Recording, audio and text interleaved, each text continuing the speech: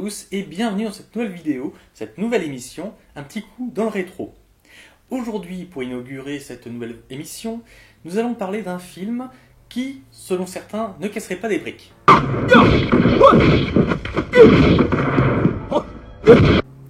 Mais je pense qu'ils ont tort, et je vais essayer de vous le démontrer, que ce film-là frappe fort et juste.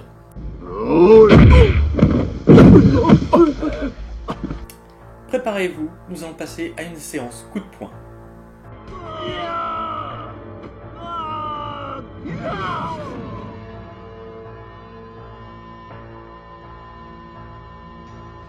Comme vous avez pu le constater sur le titre, nous allons nous intéresser à Riki-Oh, Story of Riki, un film hongkongais de 1991 réalisé par Lam Nang Choi, aussi connu sous le nom de Simon Lam, qui a un nom beaucoup plus facile à prononcer, c'est celui que je vais utiliser dorénavant. Le film est tiré du manga Riki-Oh par Masahiko Takajo et Sawatari Tetsuya. Et là tu te demandes sûrement de quoi ça cause. Eh ben je vais te le dire. Et pourquoi j'ai ça moi? Riki-Oh est un artiste martial qui est envoyé en prison pour meurtre. Il va décider de s'enfuir quand il découvrira que la prison n'abrite plus son frère jumeau qu'il avait perdu de vue et qu'il recherche.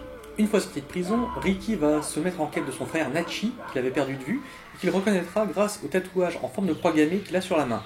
Lui-même, Riki, a donc un tatouage en forme d'étoile de David sur l'autre main, parce qu'il se trouve qu'ils sont les enfants de l'union entre une juive japonaise et Adolf Hitler. Et que normalement, ils auraient dû être un seul enfant pour devenir l'enfant qui apporterait l'apocalypse. C'est japonais. Et là, on peut remercier le réalisateur de s'être concentré uniquement sur le premier arc narratif. En effet, le film améliore le matériau original. On évacue déjà les arcs narratifs après la prison, mais surtout, on donne un véritable objectif au protagoniste. Au départ, Riki-Oh est envoyé en prison parce qu'un enfant qu'il a rencontré et à qui il a offert des nouilles se retrouve malade à cause de médicaments frelatés. Là, ça veut dire que c'est un petit peu le prétexte pour l'envoyer en prison. En fait, dans le film, il s'agit de sa petite amie, qui se fait agresser par des dealers et qui est quasiment violée, et qui va jusqu'à se suicider pour échapper à leur emprise. Voilà une véritable raison de se battre et de tuer quelqu'un. C'est bien mieux dans ce film. Mais en même temps, ce qui fait son charme, ce n'est pas seulement ce qu'il apporte en plus du manga. Cependant, il faut bien reconnaître objectivement qu'il y a quelques défauts que le film rapporte en plus par rapport au manga.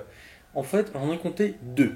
Le fait qu'un des personnages secondaires, qui avait un rôle intéressant dans le manga, est quasiment biffé pour ne devenir plus qu'un appât dans le film. Ce qui est un peu dommage parce que ça ne demandait pas grand chose. Ou encore une scène qui aurait demandé seulement 2 plans de plus, à savoir dans le manga quand Riki-Oh attrape une balle à main nue et que l'on aurait pu très bien faire dans le film. C'est un peu dommage qu'on ait raté cela parce que c'était toujours aussi spectaculaire. Spectaculaire oui, mais aussi complètement surréaliste. Car c'est là une des grandes forces de ce film, c'est que c'est véritablement un film qui se lâche complètement, qui est complètement irréel, et ça c'est quelque chose d'excellent. Évidemment, on peut passer sur le caractère complètement absurde du fait que la privatisation des prisons amènerait plus d'injustice. C'est complètement faux, hein. C'est impossible. Bon, on va dire que ça au moins c'est un peu pertinent. Ce qui est aussi très pertinent, mais complètement gaguesque par contre, ce sont les personnages. Déjà, vous pouvez voir avec cette petite galerie de trognes à quel point ils sont faits pour être drôles tout en étant monstrueux. Si Riki-Oh lui-même est un personnage assez lisse et assez simple, tout ce qui est autour de lui est déformé. Et c'est ça ce qui le rend aussi intéressant. Très vite, nous sommes introduits à un tueur en série, à un monstre cannibale, à un assistant-chef qui est complètement pervers, à un chef yakuza qui règne par son charisme, ses 3 collègues qui s'occupent des autres ailes de la prison, et le gardien-chef qui lui est une véritable saloperie accompagné par son petit-fils grassouillet.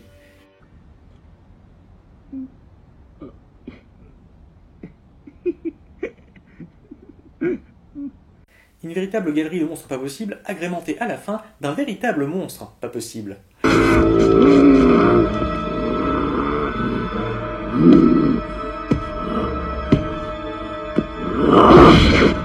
Regardez-moi ces tronches, elles sont parfaitement adaptées à leurs archétypes. Nous avons d'un côté le chef fort, nous avons la montagne de muscles, nous avons l'huissier sadique, bon d'accord, c'est un gardien de prison, mais il a une tronche d'huissier, ce qui le rend encore plus maléfique. Nous avons le cruel Gracile, joué par Yukari Oshima, une véritable artiste martiale.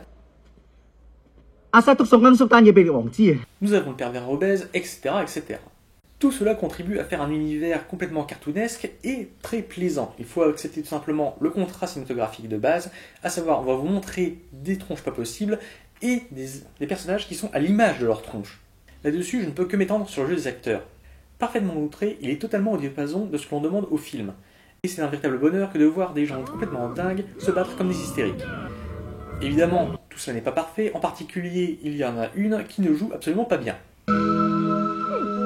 Pas la peine de le prendre comme ça, tu joues mal. Et heureusement, le réalisateur aura la bonne idée de te faire disparaître bien vite.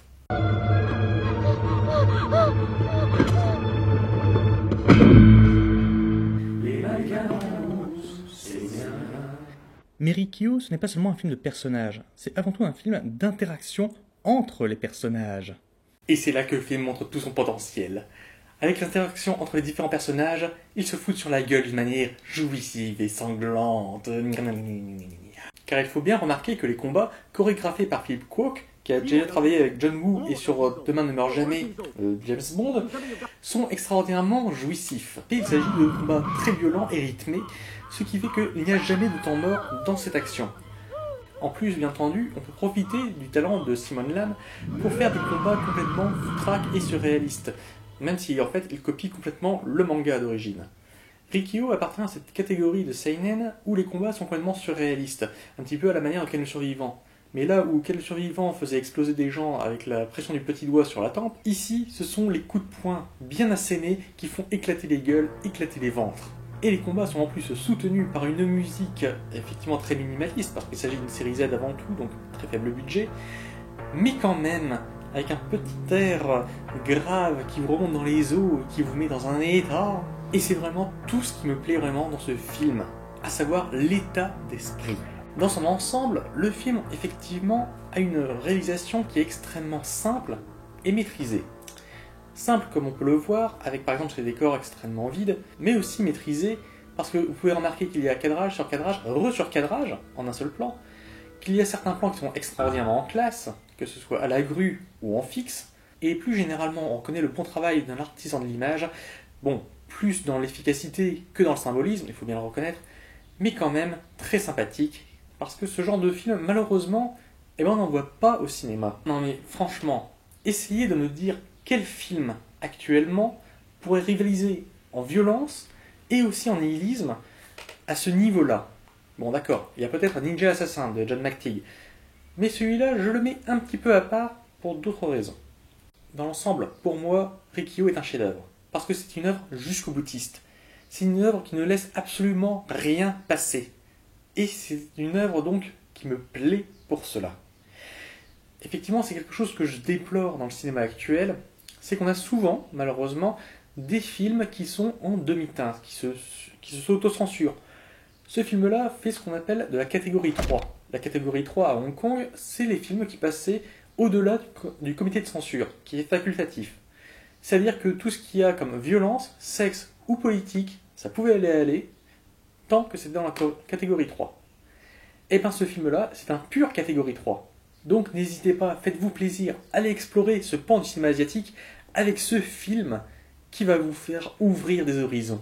Et enfin, j'aimerais faire une petite remarque sur les collègues de YouTube qui, souvent, quand ils font une review de ce film, disent qu'il est un peu n'importe quoitesque et complètement foutraque.